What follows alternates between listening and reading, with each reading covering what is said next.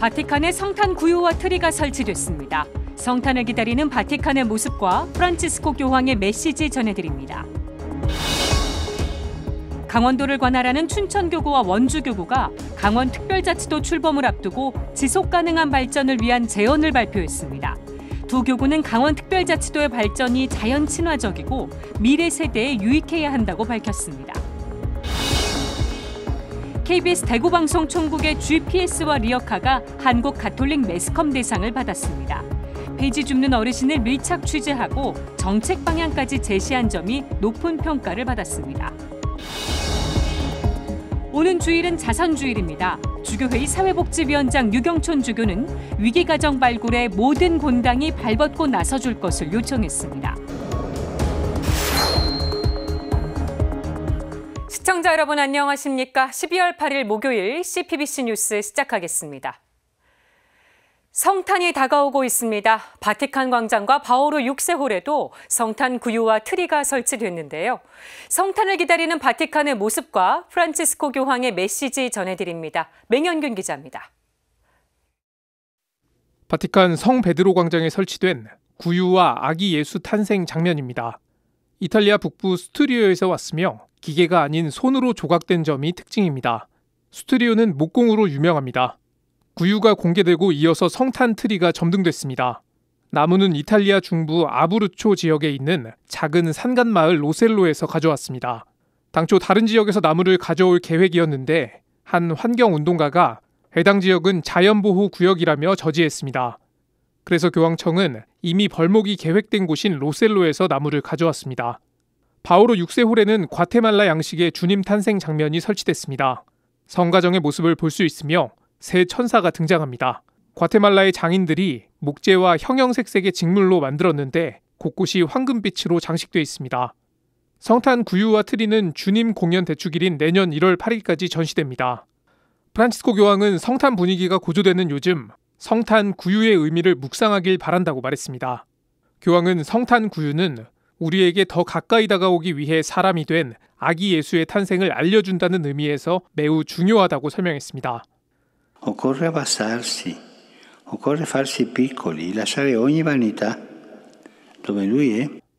성탄 전례 일정도 공개됐습니다. 교황은 현지 시간으로 24일 오후 7시 30분, 한국 시간 25일 새벽 3시 30분, 성 베드로 대성전에서 미사를 거행합니다.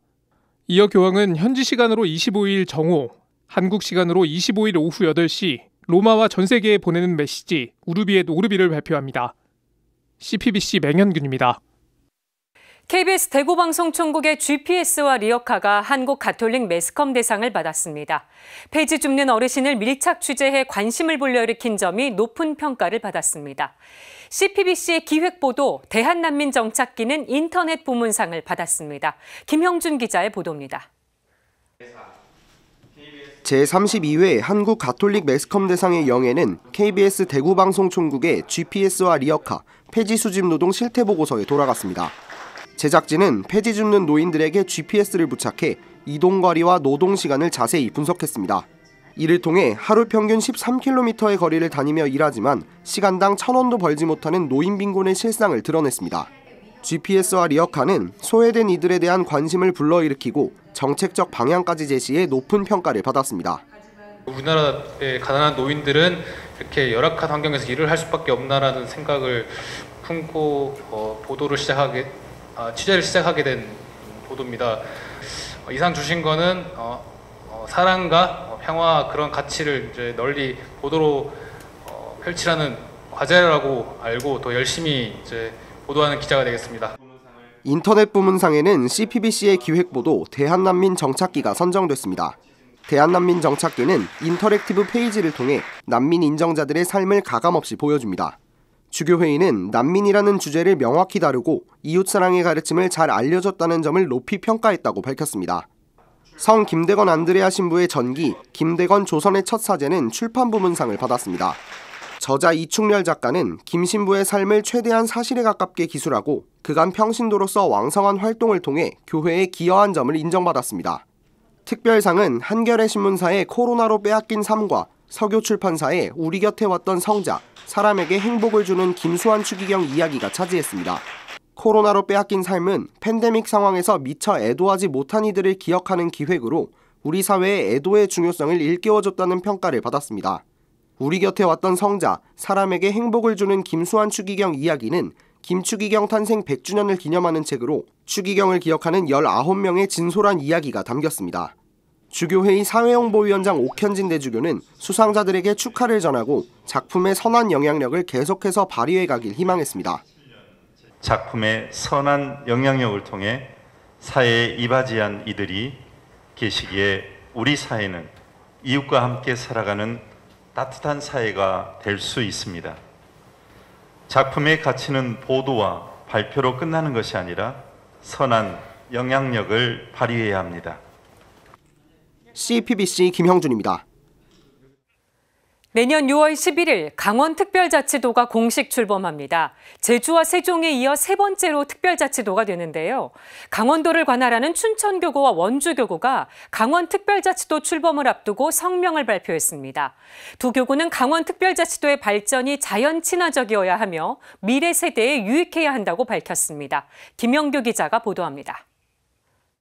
춘천교구와 원주교구는 최근 강원특별자치도의 지속 가능한 발전을 위한 제언을 공동 발표했습니다. 두 교구는 천주교 신자이면서 동시에 강원도민인 우리는 매우 중대한 결정에 따른 새로운 변화의 가능성에 큰 기대를 걸어본다고 말했습니다. 두 교구는 이 새로운 시작의 단계에서 우리는 특별자치도로서 자치권과 발전의 동력을 얻은 강원도의 미래 여정에 대해 그리고 지역 이기주의에서 탈피해 도민 전체가 하나가 돼서 진정한 발전을 어떻게 이뤄나가야 하는지 마음을 모아야 할 때라고 강조했습니다. 춘천교구와 원주교구는 제주특별자치도의 경우를 반면교사로 삼을 것을 권고했습니다. 불행하게도 제주도민과 천혜의 자연을 보호하는 상생발전이 아닌 투기와 사업, 외지인들만을 위한 관광지로 난개발되는 것이 드러나고 있다는 것입니다. 나아가 생활 폐기물 양의 급격한 증가와 많은 양의 오수 방류로 인한 환경 파괴의 피해 사례도 적지 않게 보고되고 있다고 지적했습니다. 그러면서 이처럼 발전 과정이 개발과 산업 유치에만 집중되고 정작 도민들은 소외된다면 누구를 위한 개발인지를 묻지 않을 수 없다고 반문했습니다.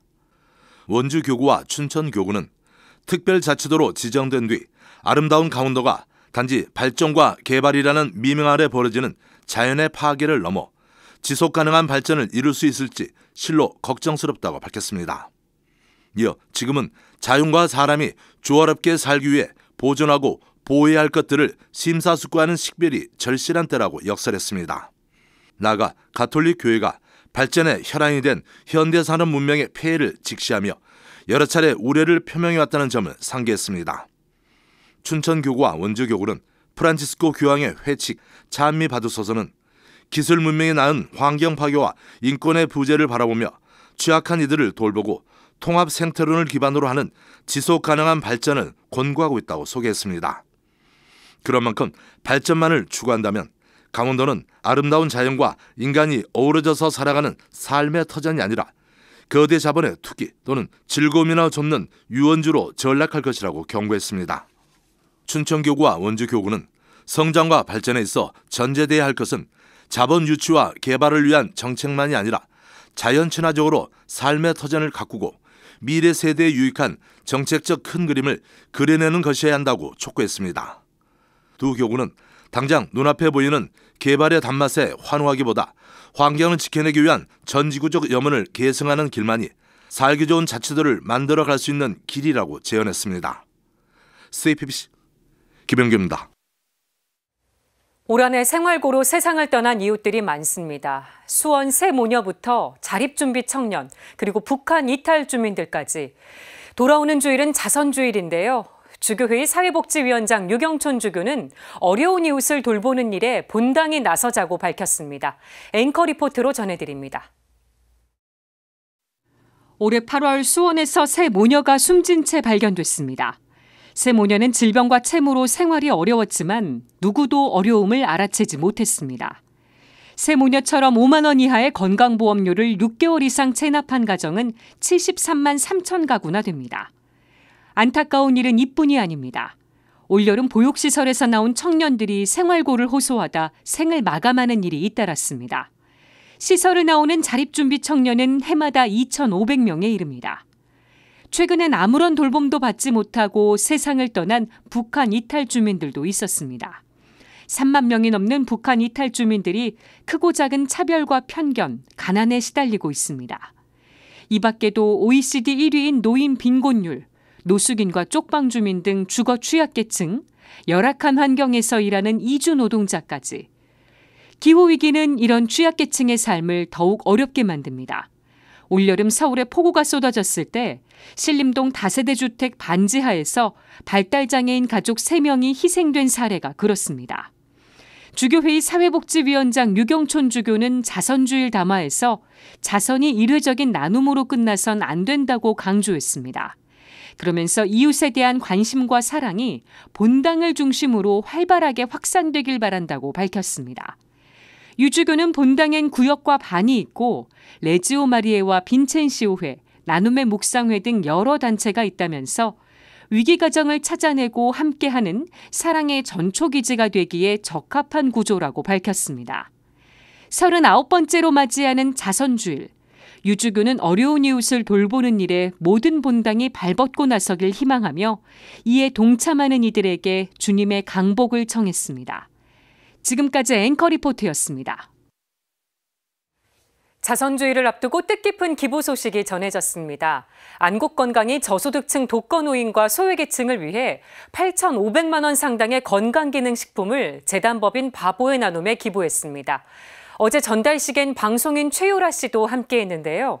홈쇼핑에서 매진된 건강기능식품을 바보의 나눔을 통해 기부할 것을 추천한 사람이 바로 최유라 씨입니다. 안국건강이 기부한 루테인과 비타민 D 세트는 서울 가톨릭 사회복지회와 프란치스코의 이웃, 또 경기도 재가노인복지협회를 통해 독거노인과 주간보호센터, 지역사회 소외계층 등에 전달됩니다. 이상으로 뉴스를 마칩니다. 시청해주신 여러분 고맙습니다.